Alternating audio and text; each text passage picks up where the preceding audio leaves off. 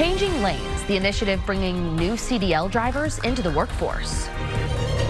A delay at the southern border. The bridge now closed for more than 2 weeks. We'll have more on why it's shut down and how it's hurting the economy. Quiet for now, but we're watching a strong Pacific storm system that could bring us several days of rain in first warning weather. We begin tonight with breaking news at the Barton Creek Square Mall, where police say one person was shot this afternoon. At a time where the mall is busy with people doing their holiday shopping, police say they were called to a shooting around 4:45. This is right near the movie theater. They say the suspect has not been arrested, but they did say this is not an active shooter situation. It is still a developing story. We haven't been told any details about the injuries of the victim, so we'll be following it and trying to get a better understanding of what went on here throughout the show, but also you can follow us on KXAN.com. A Georgetown man convicted of sexual assault last month is wanted by authorities now after not showing up to his sentencing hearing, prosecutors say. According to the Williamson County District Attorney's Office, a jury found 44-year-old Augustine Icolo guilty of sexually assaulting a woman he met on a dating app. He faced a sentence of up to 20 years in prison and a fine of up to $10,000. The DA's office says its prosecutors requested Icolo be detained without bond pending his sentencing hearing. That was scheduled for Thursday. However, according to the office, a judge set a bond at $75,000. After Icolo failed to appear for that hearing, a warrant was issued for his arrest. In a statement, the Williamson County DA, Sean Dick, called Icolo a dangerous predator who should have been detained so he did not have the opportunity to flee. He added, "We will do everything in our power to bring him back." The DA's office is now asking anyone who sees Icolo to call 911. We've also got more information on where to report anonymous tips if you have them. Just go to KXAN.com. First warning weather with meteorologist Nick Bannon. Well, after some much needed yet still not very much rain coming yesterday, we've got full sunshine on a setting sun type of evening for us after a beautiful day. This is how it looks in Georgetown from our Ewald Kubota camera. Completely clear skies. The sun set just after 5:30, but we still have a little glow of it here as we head into the early evening hours. Temperatures for most of us still in the 60s, but we're starting to see the 50s showing up, and we'll be there soon in Austin on what will eventually be a chilly night. The winds coming out of the north, and they've really come down. We had some blustery conditions earlier today that helped to crank the cedar up a little bit, still in the low category, but higher than yesterday. Mold coming down now that we are drying out. Many holiday parties, many company holiday parties happening this evening. And if you're heading to one, temperatures will be dropping in a hurry from the mid-50s at 7 under a clear sky to 50 by 9 and 47 here at 11. So widespread 40s by midnight. And in fact, we'll show you who could freeze tomorrow morning in first warning weather ahead of a mini dry stretch before several days of rain. Nick, thank you so much. As the shortage of truck drivers continues, a new class of CDL certified drivers got the green light to join the workforce here in Austin today. Graduates with Changing Lanes CDL school received their diplomas, and these graduates are now eligible to drive vehicles like big rigs, school buses, and transit buses.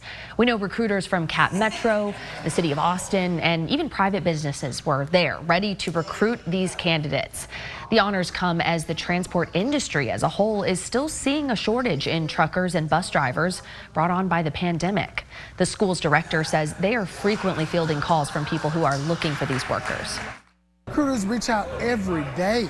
Every day we're having somebody, hey, I heard I heard about you. You have 1 or 2 drivers for right now starting off. We're like, yes. At the beginning of this year, the city of Austin started a 6-month campaign to fill some of these job vacancies. CDL certified drivers were cited as an area the city has struggled to fill, along with 911 dispatchers, engineers, and lifeguards. Migrants continue to stream from Piedras Negras into Eagle Pass, causing bridge closures and delays for border communities there. Bridge 1 has been closed for over 2 weeks to vehicles from Mexico. That's so U.S. Customs and Border Protection officers can help Border Patrol agents who are processing thousands of asylum seekers per day. All vehicles entering from Mexico must use Bridge 2. That currently has an average wait time of almost an hour. Texas DPS officials are conducting some mandatory inspections on all commercial trucks. That's a part of Operation Lone Star. Truck inspections also are being done at the International Bridge in Del Rio. Texas State Representative Eddie Morales Jr. of Eagle Pass tells Border Report that local border economies are suffering and that it's affecting goods brought here into the U.S. We have a backlog of all these commercial vehicles that are in the waiting staging area. They're on the bridge. They're on the Mexico side as they're trying to find their time to cross to the U.S. and through Texas. Thousands of dollars in losses with these vehicles at a standstill. It impacts the local economy as well as the entire state of Texas and the United States. Morales said on Tuesday over 1,400 migrants crossed the river into one pecan farm in Eagle Pass. CBP says it does not give information on migrant crossings in specific areas, but sector-wide monthly data reports are actually expected to be released soon. Those can be found online at borderreport.com. Coming up, wreaths across America, the ceremony playing out in Austin and across the country to honor our veterans.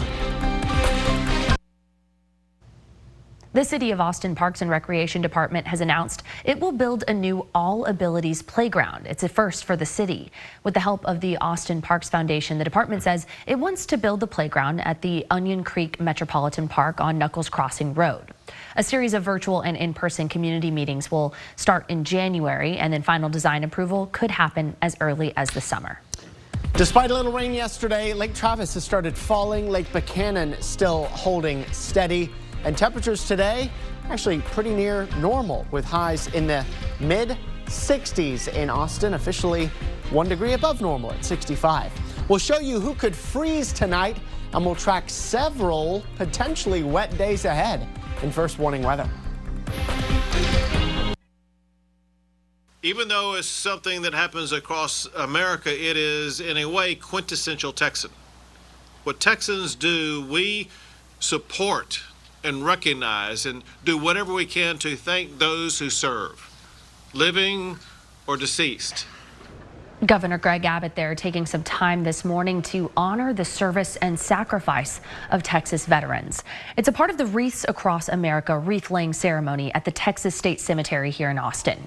For decades, Wreaths Across America has organized this momentous tribute to service members at military cemeteries nationwide. The event brings out thousands of volunteers who place a wreath at every headstone. During the ceremony, Governor Abbott presented a proclamation to 12-year-old Rimmer McAmere, a Cedar Park boy, to recognize his efforts in honoring these veterans through the program with Wreaths Across America. Most kids his age are glued to the TV or to video games. Rimmer has dedicated years of his life to honoring those who served through Wreaths Across America. He himself, as just a young child, has raised an amazing $75,000 for Wreaths Across America. And we profiled Rimmer last year. You can find that story on our website right now. We know this year he went door to door for those donations. He's organized community fundraising events as well. An amazing kid. Well, thousands of holiday wreaths were also placed on graves at Arlington National Cemetery today. At Arlington, upwards of 70 trucks helped deliver the more than 160,000 wreaths sponsored for the cemetery there. Wreaths Across America is fundraising to purchase 100,000 more. So definitely getting in the spirit and remembering. I think that's what this season's all about. Yeah, thinking about those that aren't there and celebrating with the ones that are, thinking of your family and friends and all that. And we're really getting in the seasons. Amazingly, a little more than a week left until Christmas. Oof. People have been asking what the weather's going to be like for Christmas Day for a little while now. Don't get your hopes up. No chance of snow this year. Not that we've had much snow ever on Christmas Day here in Central Texas. I guess there's always a chance, right? This is how it looks from our Lorenz 360 cam from Westlake Hills. The sun set almost 45 minutes ago, but we still have a little glow left. Completely clear skies across the entire state today, thanks to that cold front that moved through yesterday afternoon and evening, brought us a little bit of rain and brought us, I wouldn't say a cool down during the day, but we do expect a chillier night tonight. Most of the state in the 50s now. Look at the temperatures we expect to begin with tomorrow morning. So this is Sunday morning for us, down to 38 in Austin. That's chilly, but there could be some spots in the hill country that get down to or below freezing. So a brief freeze for some of you. We're talking Llano, Mason, Fredericksburg, possibly parts of San Saba and Lampasas counties even, near you in Marble Falls as well. The rest of us, the potential for a little bit of frost to begin the day tomorrow, but generally avoiding the freeze in the metro and our eastern counties. After a cold start to the day, we do bounce back thanks to sunshine and a warmer wind out of the west and eventually southwest. Mid-60s by the middle of the day. Highs coming in the low 70s tomorrow. Tomorrow looks to be the nicest day of the week ahead. I know we need rain, but as far as sun and comfort goes, it's got a lot of boxes checked there. Temperatures Monday morning, not as cold. Most of us in the 40s to begin the day. And then in the afternoon, we're in the mid-60s. That's thanks to a weak cold front that comes through Monday morning. Knocks temperatures down just a little bit. Tonight, chilly, clear skies, light winds. Down to 38 in Austin to begin the day tomorrow. And there's your gorgeous Sunday sunshine and 71, a little bit of a breeze. Hey, I want to give you the preview of the next storm that we've been watching here for the last few days now. It's developing off the west coast over the Pacific now. You can easily see that swirl of low pressure. That'll be moving eastward, bringing heavy rain ashore, mountain snow too. This will eventually help to increase our rain chances. Let me show you the progression of this through the weekend into early next week. Still no impact on us through Wednesday other than increasing clouds. But as we get into Thursday, the trough of low pressure helps to dig in and bring us some spotty showers as early as Thursday. Rain chances a little bit higher on Friday and a little bit higher still as we get into Saturday. In fact, we could be talking about more rain on Sunday and maybe even into Christmas Day too, as that pattern continues to bring us wet weather.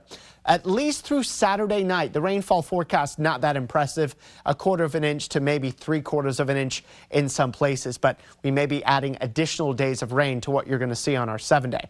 For the next few days, yes, that dry, weak cold front knocks temperatures down a little bit from Sunday into Monday. More clouds Tuesday, even more cloud cover on Wednesday, but a high of 70. And then those rain chances start to get going on Thursday at 20%, Friday at 40%, and 50% rain chances on Saturday. Winter begins, by the way, officially Thursday night. The extended outlook that does take us through Christmas week and almost to New Year's Eve, wetter than normal.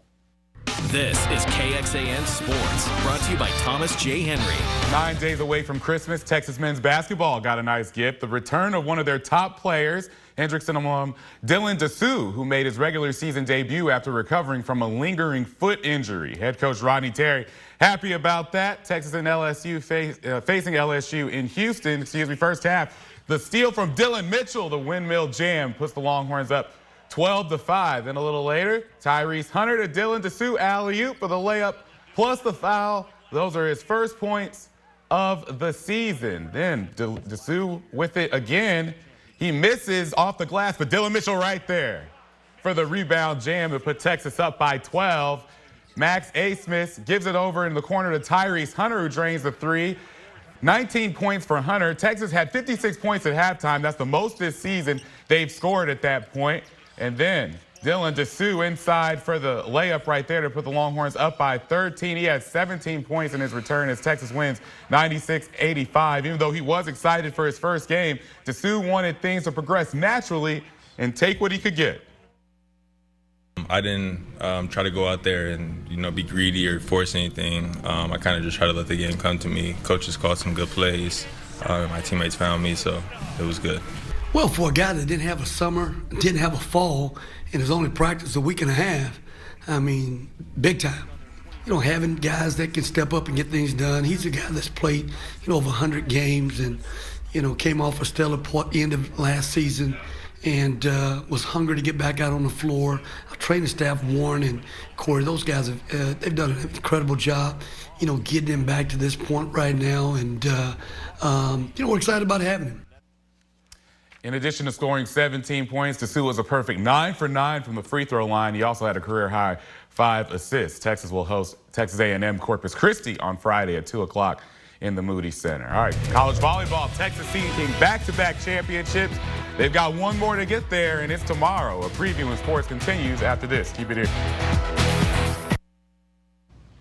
As hard as it is to win one championship, it's even harder to win two, especially back-to-back seasons. But that is on the table for Texas tomorrow when they face Nebraska for the big trophy. To get to the Final Four, Texas got revenge against Stanford, a team who beat them earlier this season, and they defeated Wisconsin in the semifinal. Now they'll get to seek revenge against Nebraska, who beat them in their last meeting in the regional final 2 years ago. If they win tomorrow, Texas will have 5 national titles, and no matter what, they'll end the season in the top 10, which to this point has been 17 years in a row, the only program to do so in Division I. It's been a journey for head coach Jared Elliott, who described what it took to get to this point. When I took this program over, we were 10-18, and I got my lunch handed to me a lot of times. And I just remember our first victory that we got, and then we got a second victory, then we finally got some Final Fours and national championships. So it's been a process to get this program because they were the one in the lead. They were the one that everyone was trying to model off of, and I'm super proud of where we've come. I'm glad that they're still a premier team because we need that. But this should be a lot of fun for all the fans involved and across the country. All right, college basketball, Texas A&M and Houston. In Houston today, a part of that showcase that the Longhorns were in. Second half, Wade Taylor draining the three-pointer to tie it at 63. A&M was down by 11 in the second half, and so they wanted to complete the comeback. Under 40 seconds left, though, Jamal Shed to Emmanuel Sharp for the three-pointer to put Houston back up by 5. But A&M not done yet. Hayden Hefner to Wade Taylor. Taylor, what a day for him. He drains that three-pointer to bring them within 2. He had 34 points. Then with 12 seconds left, Taylor shooting the three-pointer. He misses it, but Henry Coleman gets the rebound, and he's fouled. He misses the free throws, and Texas A&M falls to Houston 70-66. Thank you so much. We've got a quick update to the breaking news we brought you earlier in the newscast. Police say they responded here to Barton Creek Square Mall this afternoon after one person was shot. We've learned that person was taken to the hospital. Police say this appears to be an isolated conflict. It is not an active shooter situation, but we do have a crew on scene. They spoke to a person who said he saw the shooting happen. 3 guys jumped on another guy and were beating him up, and then a guy went in his bag from about 20 or 30 yards across the courtyard and fired 2 shots, and then they all took off running. But the one guy got hit in his arm. They took him off in the ambulance. So at last check, police tell us they do not yet have anyone in custody. Police say the person who got shot has some minor injuries. 2 other people also had minor injuries related to evacuating the mall. We'll be following this story online at KXAN.com. We'll also have more details